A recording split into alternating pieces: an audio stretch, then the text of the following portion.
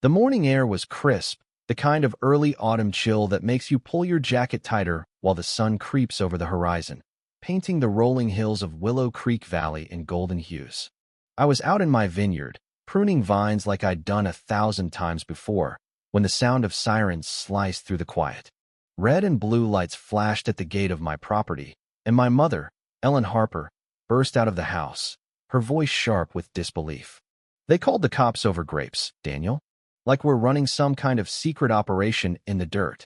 Standing there, front and center, was the Homeowners Association president, Claire Thornton, her smile smug as if she'd just saved the neighborhood from a catastrophe. But this wasn't about vines or noise or rules. It felt personal, like I'd unknowingly stepped on a landmine. I didn't know whether to laugh or brace for impact. "What would you have done?" "I'm Daniel Harper, 30, a small-town farmer and winery owner who turned a patch of neglected land into Willow Creek vineyards.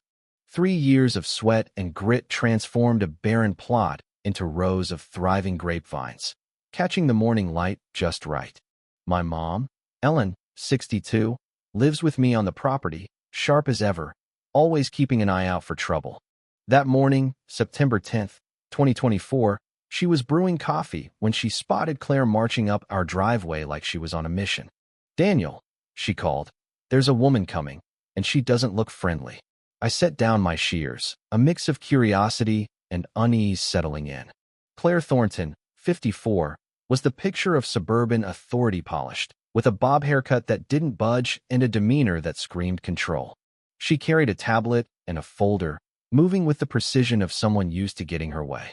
"I'm Claire Thornton, president of the Pine Hollow Community Board," she announced, her voice cold and clipped, like she was addressing a delinquent. "We need to discuss serious violations on this property." Violations? I was growing grapes, not running a casino. She claimed my vineyard was disrupting the aesthetic integrity of the neighborhood. I bit my tongue, nodded, and asked for specifics, which seemed to annoy her more than if I'd argued. Things got weirder when I invited her into my office to review my permits. She froze in front of the sign reading Willow Creek Estate, staring at it like it held some dark secret. "Willow Creek Estate," she muttered, her face flickering with recognition, maybe disgust. I explained it was just the name I'd chosen for the winery, inspired by the creek that runs through the hills where the sunsets are breathtaking. But her reaction unnerved me. What did she know that I didn't? She brushed it off, issued a 30-day ultimatum to comply with community rules, and left, her confidence slightly shaken. I called my lawyer, Thomas Reed, a family friend who's been handling our legal matters forever. "Thomas, someone's playing games, and I don't know the rules," I said, recounting Claire's strange behavior. He laughed. "A bad sign with Thomas, who only chuckles when trouble's brewing." "Want me to send a polite reminder about property rights?" he asked, his tone hinting at something big. I told him to hold off. I wanted to see how far Claire would push. A week later, she returned with an entourage, 3 HOA members armed with measuring tools, like they were investigating a crime scene. There was Stephen Caldwell, a jittery accountant, a retired librarian whose name I never caught, and a guy claiming to be a drainage expert. They poked around, snapping photos of my irrigation system and solar panels, even measuring noise from my pump, which was quieter than my old tractor. It was almost comical, but Claire's accusations were deadly serious. She claimed my vineyard was causing excessive noise and damaging shared roads, slapping me with a $4,000 fine. I overheard Stephen whispering to the librarian, "I don't see anything wrong here," but Claire threatened a full compliance review of the whole neighborhood if we don't back her. The librarian nodded, worried. I didn't file paperwork for my new fence.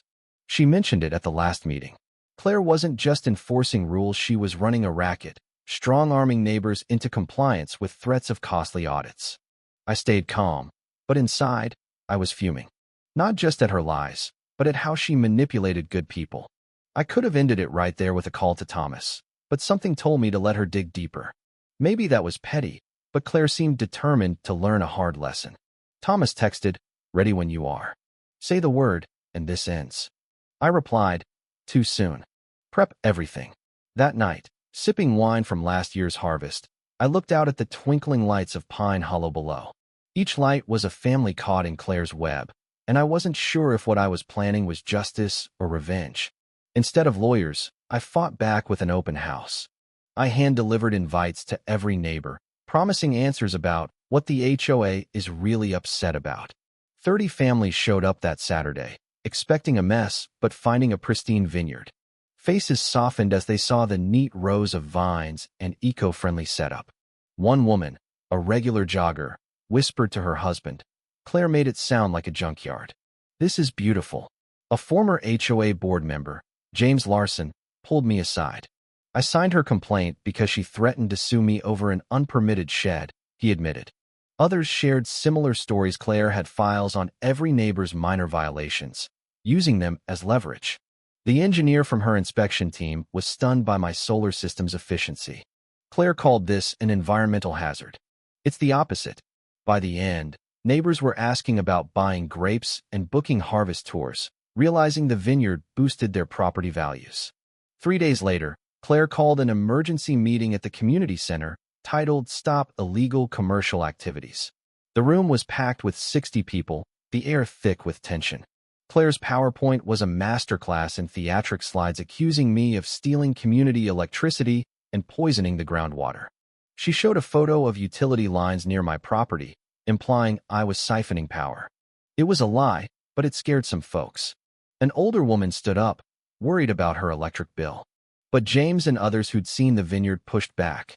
"Claire, where's the evidence?" Stephen asked loudly. The librarian chimed in.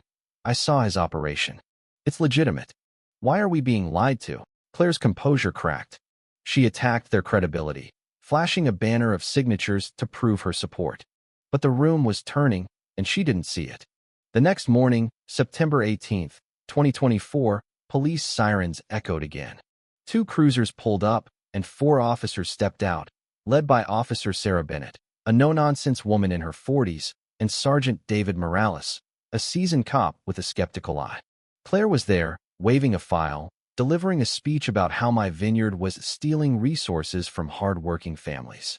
I invited the officers into my office, handing over permits, licenses, and a property map with a county seal. Sarah's eyebrows shot up. "Mr. Harper, this changes everything. You're not just a vineyard owner, you own the foundation of this valley." I nodded. The vineyard spans 3,000 acres, from the Western River to Route 12. The entire Pine Hollow subdivision is on land leased from my family. I'm their landlord. Silence hit like a thunderclap. Sergeant Morales radioed for backup to verify the records. The dispatcher confirmed. Pine Hollow was built on my land. Claire, still outside, thought she'd won when the officers returned. "Did you find the violations?" she asked eagerly. Sarah's voice was calm but firm. "Ms. Thornton, you're a tenant trying to regulate your landlord's private property. The vineyard is outside HOA jurisdiction." Claire's face collapsed. "No, we own our homes." Sarah explained that while she owned her house, the land beneath it was mine. I stepped forward. "Claire, the leases are up for review next week. Read the fine print." The crowd of neighbors gasped, some pulling out phones to check their deeds. Sarah turned to Claire. "Next time, check the title before calling us." As the officers drove off, chuckling, Claire stood frozen, humiliated. Neighbors apologized, embarrassed for believing her. That night, Thomas called. 7 families want to renew their leases early. They know who's in charge now. I laughed, but the weight of it hit me. Those twinkling lights below weren't just homes, they were my responsibility. Ellen asked if I regretted letting Claire misunderstand for so long. "No," I said. "Some lessons only stick when you hit rock bottom." So, here's where I need your take. Would you wield that kind of power quietly, letting tenants live unaware, or make it clear who's in charge? Would you have stopped Claire early, or let her crash and burn? And here's the real kicker. If your enemy was your tenant, would you evict them to prove a point, or let them stay, knowing you hold the cards? Drop your thoughts below, hit that like button if this hit home, and subscribe for more stories where the truth flips the script.